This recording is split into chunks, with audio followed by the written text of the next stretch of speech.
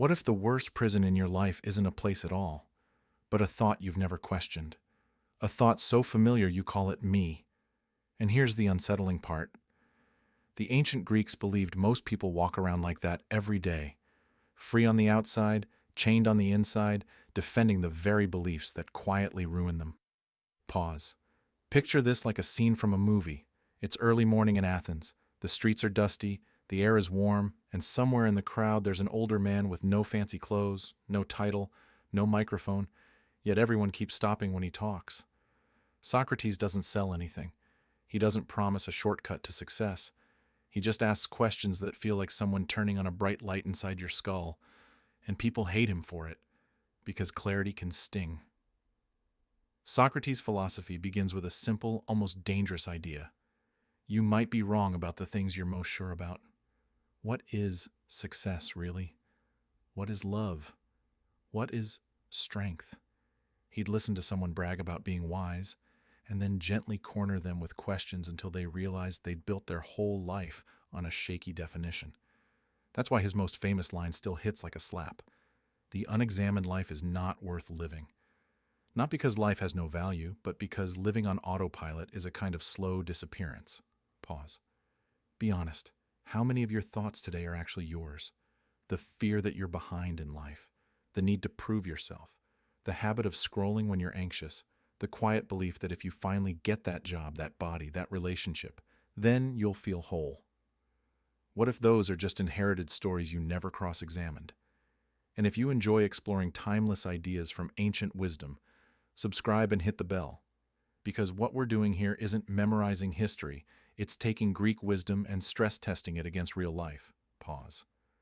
Now, Socrates had a student who watched all this and thought, okay, but if everyone's confused, where do we stand? That student was Plato, and Plato ideas are basically a rescue rope for the mind. He looked at the chaos of opinions, people arguing about what's right, what's real, what matters, and he suspected something terrifying. Maybe most of what we chase is just a shadow.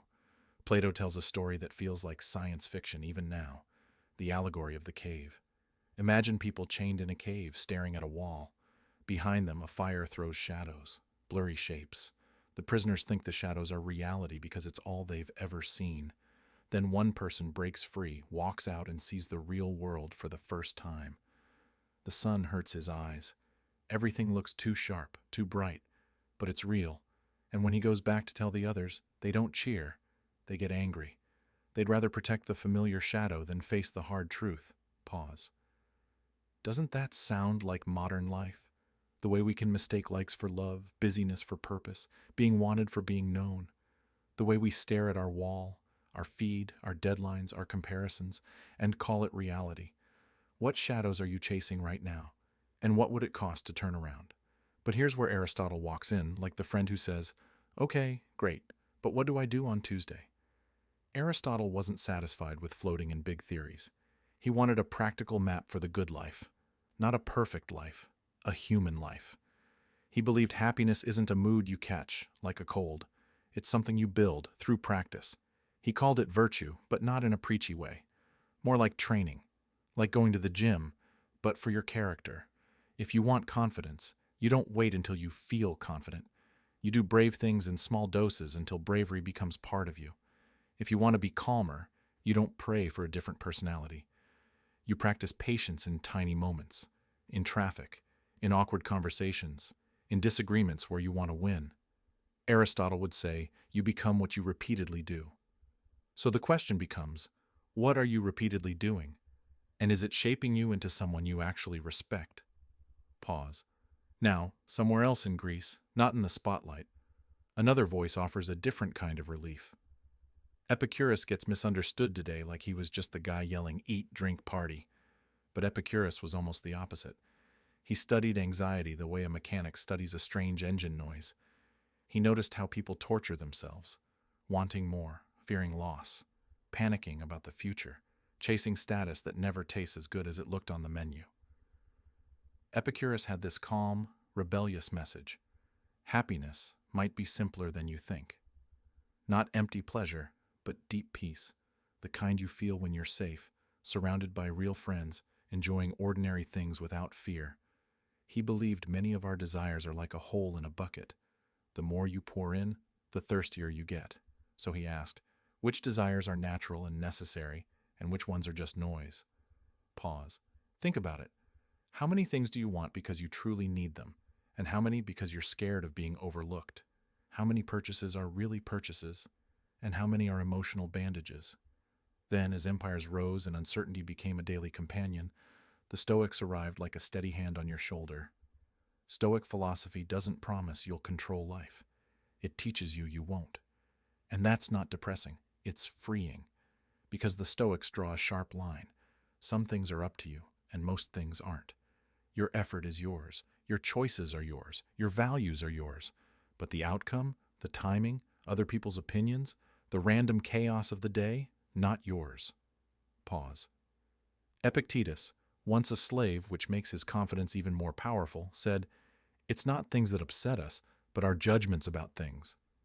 That line is ancient, but it describes your entire nervous system. You get a message that says, "We need to talk," and your mind instantly writes a horror movie. You post something and don't get the response you wanted, and your brain decides you're irrelevant. But what happened really? A few words, a few numbers. The suffering comes from the story you attach. So the Stoics ask, can you respond instead of react? Can you treat your mind like a compass instead of a tornado? Can you stop demanding that life be easy and start becoming the kind of person who can handle hard things? Pause. And here's the strange miracle. When you stop trying to control what you can't, you start gaining control where it matters.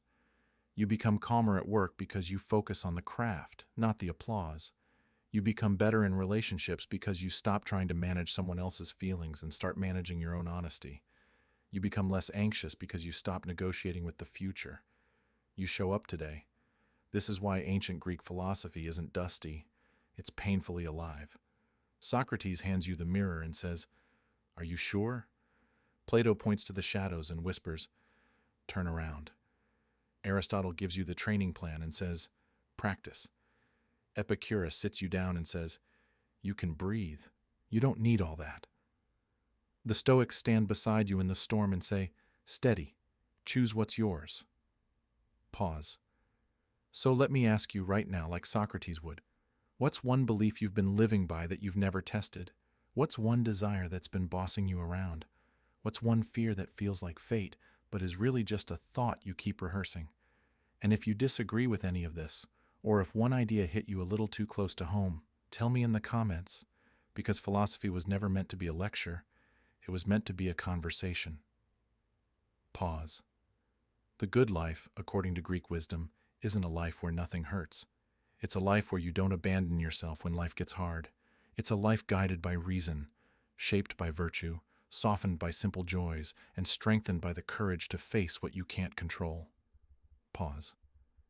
And if you enjoyed this journey into ancient Greek philosophy, subscribe to the channel and join us as we explore timeless ideas that still shape how we live today.